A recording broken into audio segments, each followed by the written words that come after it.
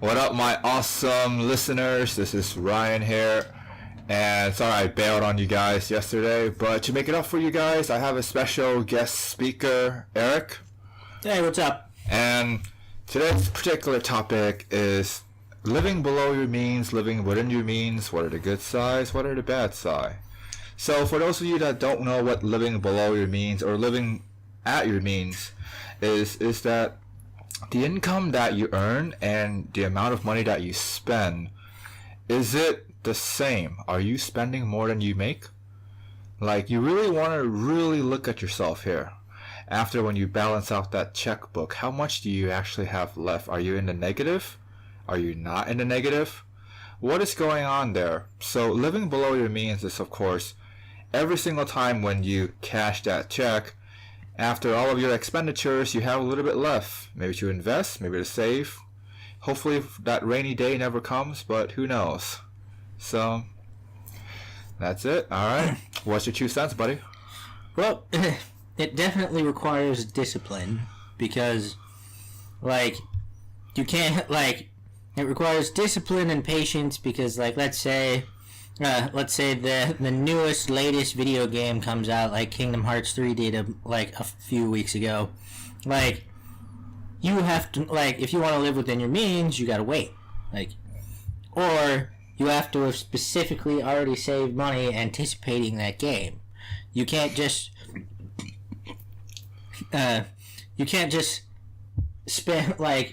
spend without thinking about it. You can't, what is the word? Spend on the fly. You have to consciously be keeping track of everything that you're purchasing, all of the money that is leaving your wallet, and you just have, so the downside to living within your means, you're not gonna get everything that you want right when you want it. The upside, you're not gonna have debt, and debt sucks. It only exponentially gets worse. If you go, okay, I'll worry about my debt tomorrow. It's no, you need to worry about your debt today. That's why your rent shouldn't be more than a third of what you make. Your car payment shouldn't be more than a tenth of what you make. Personal expenditures on yourself that aren't about survival also shouldn't be more than a tenth of what you make. Which means, if you only pull in $500 a month, that $60 game is you're spending beyond your means to buy that $60 game if you're not using savings that you have from a previous month. Now, let's be honest with yourself. How many of you out there are driving that brand new sweet Mercedes and making $850 payments? And then, how many of you out there that are actually paying more than 60 months? Because I actually did a little research, and the average card payment is about $500, but the average time of that payment is 72 months. Jesus! Yes. $500, first of all, $500 sounds about what you want to be paying for rent. If your rent isn't cheap. But $500, that's you probably don't want to go over $500 a month. Why? Because you need to be raking in $1,500 a month for that rent to be feasible. Which means if you're living, yes, I understand rent in Southern California sucks. It's but if your rent is $1,000 a month and you don't make $3,000 a month, guess what? You're living beyond your means, and that only means you're going to wind up in debt, or it's going to be that much harder for you to get out of debt. It's going to be that much harder for you to save and actually get out of the lifestyle that you're in. So, for instance, you want to eventually buy a house, you're going to need to find a way to either increase your income or cut your costs. That's right. Now, when it comes to debt, it is something that a lot of people kind of neglect.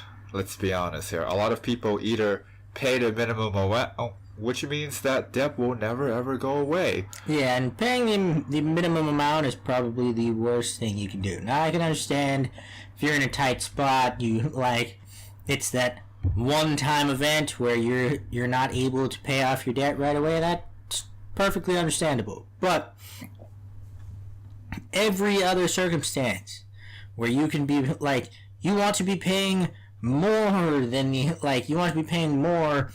the monthly fee. Why? Because that is going to exponentially save you money in the long run.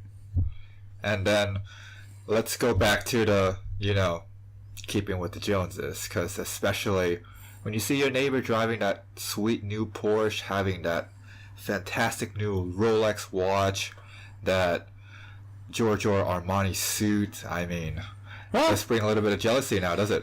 Yes, but also it's think about it this way. Is your neighbor a stockbroker, a CPA, a doctor, an attorney, something that is pulling in 6 figures a year? Because if not, if your neighbor is not any of those things, and they have all of those things, they're living beyond their means too, which means all you're seeing is a facade. They're living in the red, not in the black. And living in the red will eventually catch up to you, which means that Porsche is going to get repossessed, that suit's going to get repossessed, and the next thing they know, they're going to be out on their ass with no more than $1 to their name. Exactly that. Now, one of the downsides of living under your means, below your means, on a more macro scale, is that it doesn't quite help the economy. Don't you think so? Well, that depends, because, like I said, 10% of your income every month, it's perfectly fine if 10% of your income goes towards personal expenditures that are not necessary. So, anything, any of those extra things that you want to do as a consumer, whether that's go to a theme park, eat out at a fancy place, buy a video game console, all of those things, as long as the total amount of spending that you are doing on personal expenditures and not on necessities. So things like necessities, things like your water, gas, electric bill, food, all of those things, they don't fall under that category. But the times where you go out and you just treat yourself, that's what falls under the 10%. Shouldn't be 10% shouldn't be more than of your income shouldn't be going to your personal expenditures beyond that. So like I said, if you want to treat yourself, that's fine. Do it. 10% of your income, more than enough, and there's thousands upon millions of consumers out there who, the economy is fueled by the consumer. So, I'm not telling you to go out and stop spending. I'm telling you to be smart with your spending. Don't buy on the fly. Don't buy something that you're going to spend 2 seconds messing around with and then never touch again. That's just a waste of your money. Buy stuff that you're actually going to use. Buy something that that is actually going to be worthwhile to you. So, that all makes sense, but it's a lot easier to buy things nowadays, don't you think so? Yeah, they have, you name it, you can buy groceries on Amazon. It's one click away. It's really sad that you can do that, but you can buy groceries on Amazon. And that's why the downside, not saying there isn't a downside to living within your means, it's just it in many ways greatly surpasses the alternative. But the downside of living within your means is you're going to have to police yourself. You're going to have discipline. You're going to have patience. You're going to have to actually go out and be an adult. And for the kids out there listening to this, if you're able to make your allowance last so that you can buy whatever it is you really want to buy at the end of the year, then you're already ahead of the game. You are living within your means right now. For those of us that are children, that are adults, that have lives, that want to be contributing members of society. Like, this is for you. Show some discipline. Like, you don't have to buy the newest phone that came out every 6 months just because there's a new model of phone. Like, research which phone is best for your lifestyle, best for you. Buy it and keep it until your contract expires. Once your contract expires, by all means, go out and buy a new phone. It's like, but you don't need a new phone every 6 months. But they make it so easy with trade-in offer, incentives, things that kind of grease your hands. Yes, those are a little thing I call a trap. Like, you know the Admiral Akbar meme of "It's a trap"? That's exactly what you should be thinking when stuff like that happens. I mean, just think about it now. Back in the old days where people used to carry more cash with them, when you see that cash leaving from your hand, you have a sense of this money is going away. Well, now it's just one swipe of a card. And let's not forget the arguments of, hey, I'm building credit. I'm earning those mileage points. What about that? You're only building credit if you pay your card off every month. Because guess what? If you don't pay your card off every month, all you do is pay the bare minimum, like, all of those expenditures that you thought you could handle are going to fly off the rails. The credit card industry is one of the most profitable industries in the world. Why? Because people don't live within their means. Don't fall into that trap. Don't let yourself become one of those people that is contributing to the credit card companies making money at your expense. Like, be smart. Like, build your credit the right way. Only use your card on necessities that you are immediately going to pay off at the end of the month. If you want to use your card on food and gas, by all means. Like, that is a perfect way to build your credit. Just pay the card off at the end of the month. But Eric, I go on Instagram and I see my friends having such great adventures. I see them living that awesome life. I see them take pictures next to exotic cars, and I kind of want to do that. Yes, and there's a right way to get an exotic car too. Like, but nobody, and I mean nobody, with the exception of the 1%, because they're not paying attention to this video anyways. Like, nobody who is not a part of the 1% should be driving a Porsche at our age. Like, you only drive the Porsche once you get to the 1%.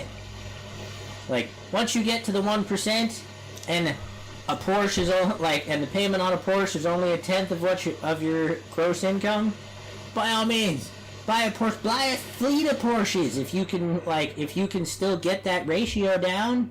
Like, how do you think the guy on Shark Tank has 50 fucking cars? Like, how do you think he doesn't go into debt from owning all those cars? It's because he's making sure he's not spending more on his cars than is worth spending on his cars. But carpe diem, you only live once. Might as well enjoy the time that you have now. Might as well enjoy your youth. And again, that's where the 10% of your income for personal expenditures comes out. You only live once, so treat yourself. And yes, there is of course the special occasion where that might go over that 10%. Birthday, Christmas, those kind of things. That's fine. But shouldn't be happening every month, and should be happening less often than not. Otherwise, stick to the rule: 10% for personal expenditures beyond necessities. And yes, some people, I am one of those people who considers my Netflix and internet a necessity. I just have to make sure that my necessities also fall into that other bracket of not being more than a quarter to a third of what you make. Yeah, but this is someone that's on the other side. Now, what if you're part of the 80%? What if you're someone that's used to spending all that money that you make? It's going to be quite hard to go cold turkey, don't you think so? Yes, and that's why I understand the negative of discipline. I understand, like, how much discipline hurts. All of my friends are playing the latest games. All of my friends are having the newest iPhone. All of my friends are driving some of the most awesome sports car ever. But I can't drive them? I can't own them? Why not? Well, if your friends are doing it, again, if they're not doctors, or lawyers, or stockbrokers, or CPAs, or like one big with some other 1% kind of configuration that earns them a 6-figure or more income a year, they should not be driving any of those things. Like, but they are. It's like, yes, and again, that is where impulse control comes in. Discipline, patience. Just because everybody else is doing it doesn't mean you should be doing it. Like, that's how you create a bubble. Everybody else is doing it, so I should do it. And then the next thing you know, the economy collapses like 2008. I can't wait to buy real estate. But that's a different topic for a different day. So hopefully you guys kind of have an understanding of what it means to live below your means. And it can be hard. It can be really, really hard. But here's the thing though. You have to look at this in the sense of investing in the future.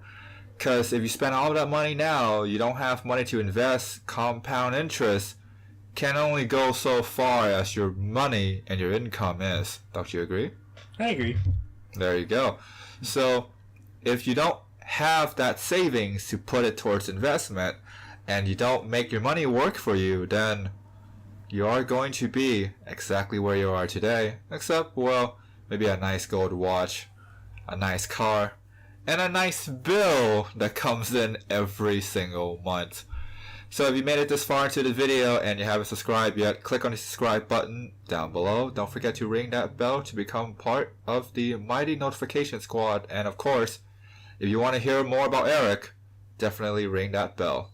You guys stay awesome now.